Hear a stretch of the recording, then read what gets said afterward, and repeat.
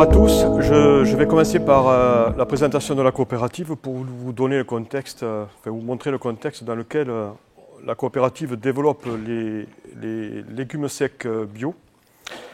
Donc Calisol, c'est un chiffre d'affaires de 111 millions d'euros avec 2700 adhérents, 196 salariés, 60 000 hectares qui se répartissent sur la partie ouest du département du Tarn-et-Garonne et le nord du Gers.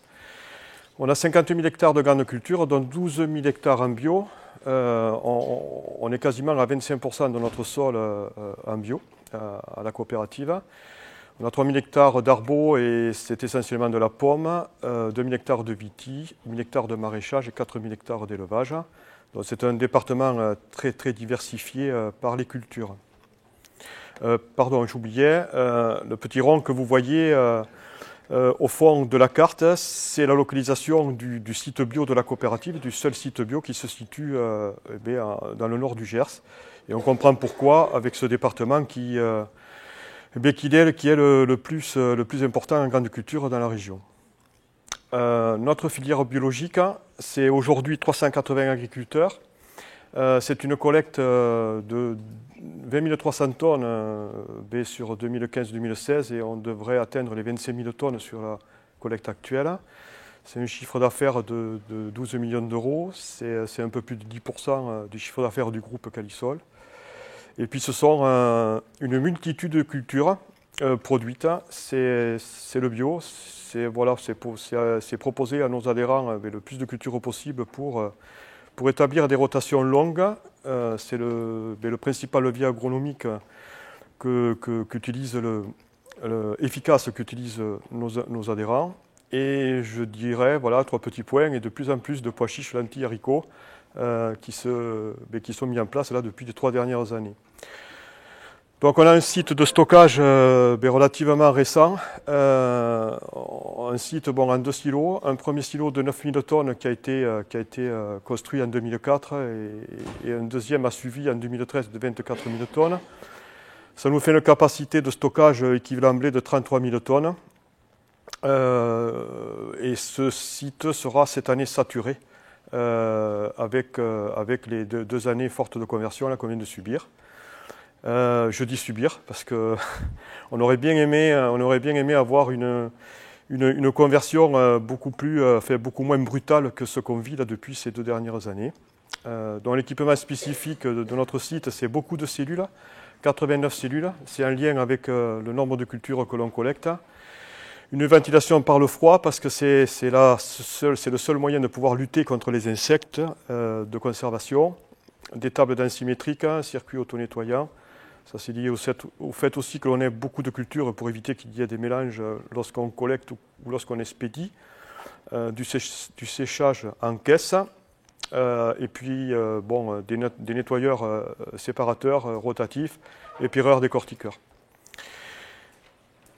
Et puis des équipements complémentaires qui sont arrivés avec le développement des légumes secs. On s'est vite aperçu que notre silo n'était pas forcément adapté à faire du travail beaucoup plus précis que sur une céréale. Donc voilà, on a monté une chaîne de triage qui est en perpétuelle évolution, que l'on va encore modifier la campagne prochaine pour la faire monter en capacité. On s'est équipé aussi, et c'est indispensable, d'un trieur optique pour parfaire le triage des outils dits classiques. Et puis l'évolution des surfaces. Depuis 2014, depuis 3 ans, les choses s'accélèrent.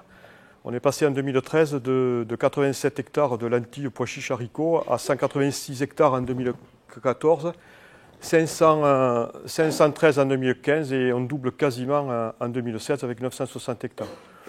La principale culture est le pois chiche, puis vient ensuite derrière les lentilles et puis les haricots.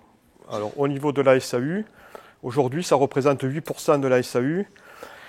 Et si on veut respecter les rotations, ce qui est indispensable en bio pour pouvoir maîtriser les maladies, notamment l'anthracnose du pois chiche, il nous reste encore 8% à placer, quoi. C'est-à-dire se retrouver aux alentours de... Voilà, c'est-à-dire qu'on a encore de la progression avec la surface, la SAU bio que l'on a aujourd'hui.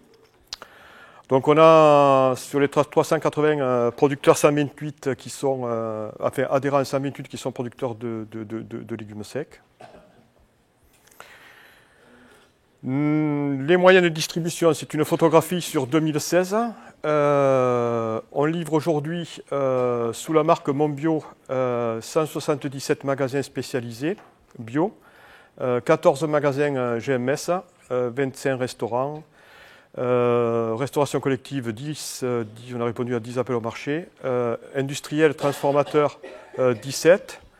On en rajoutera un de plus qui pour nous va devenir très significatif, c'est la société Nutrinat qui va nous consommer du pois chiche et de la lentille pour la confection de ces pâtes qui sont faites de blé dur et légumineuses. On a 15 grossistes et 2 centrales d'achat. Voilà. Vous voyez le pourcentage du chiffre d'affaires, la répartition du chiffre d'affaires en fonction de nos moyens de distribution. Aujourd'hui, ce sont encore les magasins spécialisés qui font le plus de chiffres.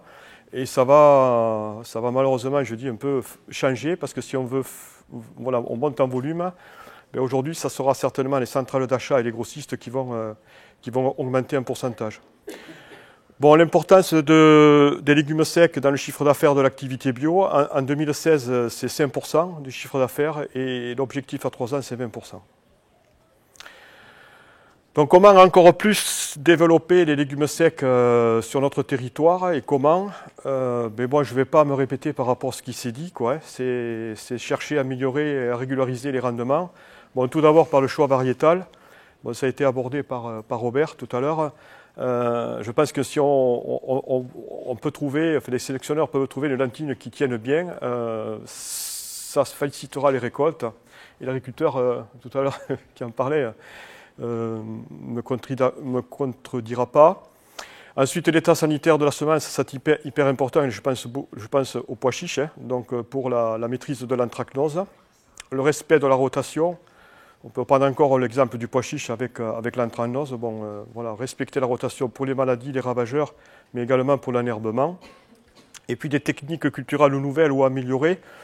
Donc en bio, c'est quand même essentiel. Et là, je remercie plus particulièrement la plateforme technologique du lycée de Toulouse-Euseville qui depuis 2 ans, travaille beaucoup ce sujet. Et je remercierai aussi l'IRA de Toulouse avec qui on a des relations. Et vous verrez tout à l'heure avec l'intervention d'un doctorant les relations que l'on a. Et voilà.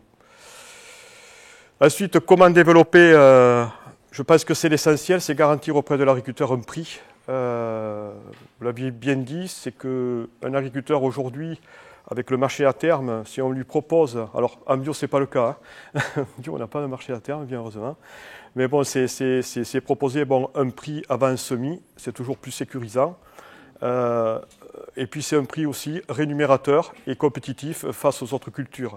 Voilà, nous quand on fait nos calculs et on se met des objectifs, c'est toujours en bio face au tournesol et au soja. Et puis ensuite, c'est avoir un prix stable pour permettre à l'agriculteur de construire ses rotations. Et voilà, je crois que tout le monde, si un client s'engage sur un prix stable, on a des chances d'avoir des volumes et une qualité que l'on peut fournir à nos clients. Donc nos clients aujourd'hui, ce sont, comme on l'avait vu tout à l'heure, des grossistes et des transformateurs qui prendront dans les 2-3 ans à venir les augmentations de volume que l'on aura. Mais c'est là où on cherche la plus-value la plus importante et je pense que c'est grâce à ça que ça nous permettra de pouvoir donner à nos producteurs des prix encore meilleurs.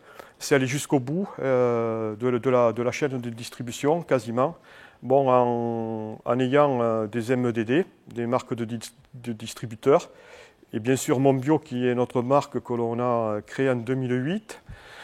Voilà, qui est relooké cette année. Donc je ne vous passe pas les premiers logos. Hein. J'espère qu'elle arrive à maturité parce que on a beaucoup travaillé. Dans Monbio, notre nature a du goût. C'est un petit clin d'œil pour les légumes secs. Donc on a été contraint tout dernièrement d'investir, si on part sur du petit conditionnement, investir sur du matériel bien sûr d'ensachage performant, rapide pour pouvoir être compétitif. Donc ça c'est la photo d'une ensacheuse thermo-soudée. Et puis voilà la déclinaison aujourd'hui de notre marque. Donc on a un packaging aujourd'hui qui a été vraiment relooké par rapport à ce qu'on avait jusqu'à présent. Bon, on met en avant le nom du produit, bien sûr, chose qui n'était pas aussi apparente sous notre ancienne sacherie. Ensuite, la mise en avant de l'origine 100% France et avec le côté du sachet, une traçabilité à la commune pour la plupart des produits. Donc voilà la gamme de légumes secs, pois chiches, haricots blancs gourmets. C'est un haricot un peu particulier que l'on fait pousser dans du maïs. Ça vous dit quelque chose. Voilà, donc de l'haricot azuki, du haricot rouge, et puis les 4 lentilles, lentilles corail décortiquées, non décortiquées, lentilles blondes, lentilles vertes et lentilles noires. Notre gamme n'est pas faite uniquement que de légumineuses, on a aussi des graines, maïs popcorn, du lin, du blé, de l'épeautre. Voilà. Et puis nos nouveaux partenaires, je vous parlais de MDD. En MDD, on a la société Etikable qui distribue un GMS. Tout dernièrement, on a les Jardins du Midi. C'est une société qui est sur le Tarn-et-Garonne, qui est spécialisée dans la vente des condiments et qui va développer une gamme bio et utiliser nos produits. Et puis, chose importante pour nous, c'est après des années de discussion, un référencement chez Biocoop, qui est pour l'instant le premier distributeur de produits bio en France. Et la première livraison a été faite il y a un mois. Voilà, donc pour nous, c'est très, très, très sécurisant, quoi. Voilà. Donc merci de votre attention. Voilà. Merci.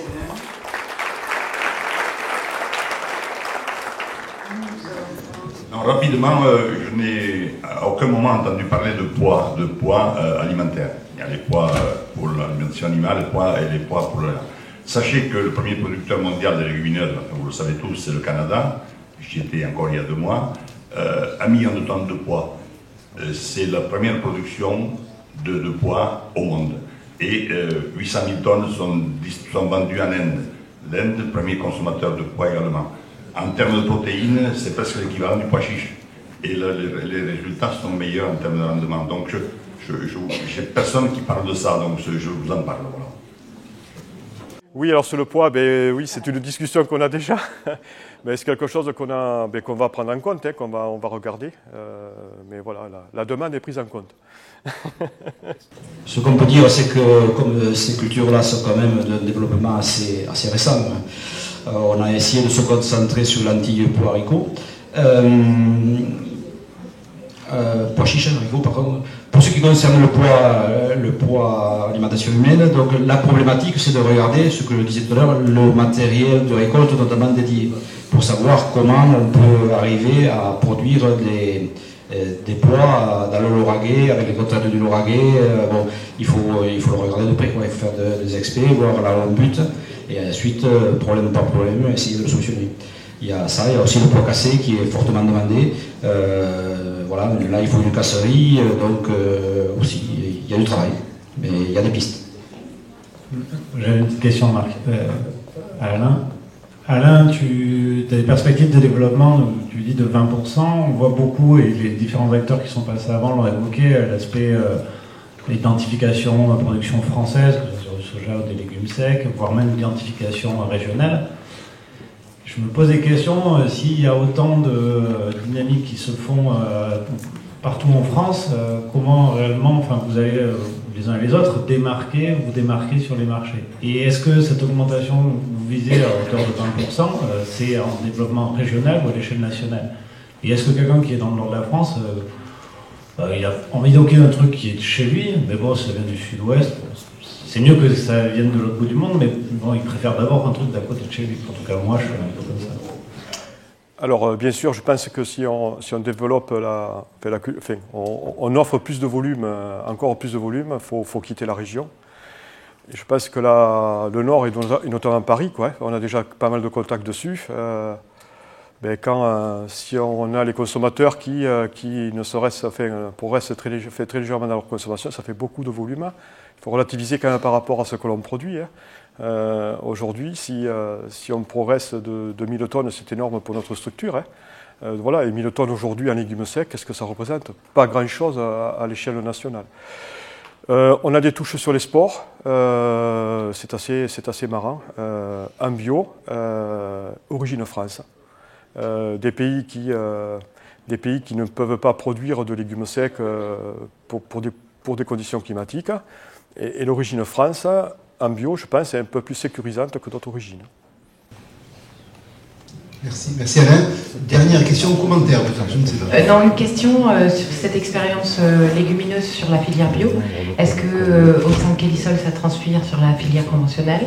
Et comment? Et est-ce que vous auriez la même démarche de développement sur la filière conventionnelle?